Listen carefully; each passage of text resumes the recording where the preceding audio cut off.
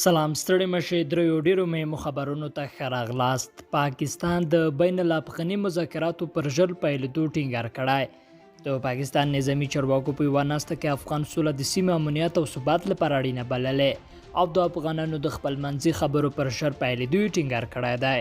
د پاکستاني پوځ له لوري په خپره شوې خبرپاڼه کې راغلي د پوځ مشر قمر جاوید باجوا په یاده ناسته کې د افغان سولې په برخه کې پر وروستیو پرمختګونو خوښي څرګنده کړې او د افغان حکومت له لوري یې د 400 طالب زندانیانو خلاصون ته په اشاره ویلي چې افغانستان کې د سولې لپاره یو غوره فرصت برابر شوی او تلپاتې سولې ته د رسیدو لپاره بین الافغاني مذاکراتو ته سخت اړتیا ده چې هر څه ژر باید پیل شي. د یادونه ده چې پرون د پاکستان د بهرنیو چارو وزیر شاه محمود قریشي هم له افغان سفیر سره په لیدنه کې د بین الافغاني مذاکراتو پر ژر پیلېدو ټینګار کړی و. بل خوا ټولګټو وزارت وایي ژر به د هرات خواب ریل پټلۍ ګټه اخیستنه ته وسپارل شي.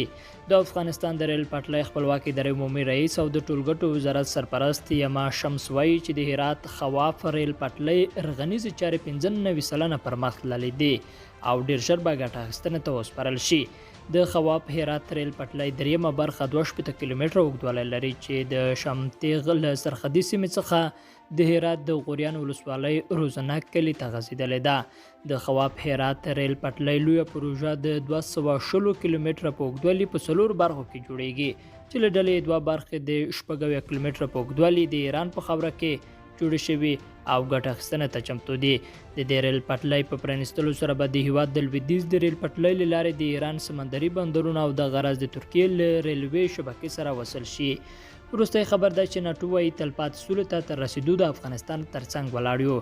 په کابل کې د ناټو ملکي استازي ډاډ ورکړی دی چې یاد سازمان به تلپاتې سولې ته تر رسیدو له افغانستان او ملي امنیت ځواکونو سره اوږه پر اوږه ولاړ وي او په دې برخه کې به خپلو هر اړخیزو همکاریو ته دوام ورکړي. لیدونکو له ملتیا مننه، ښې چارې.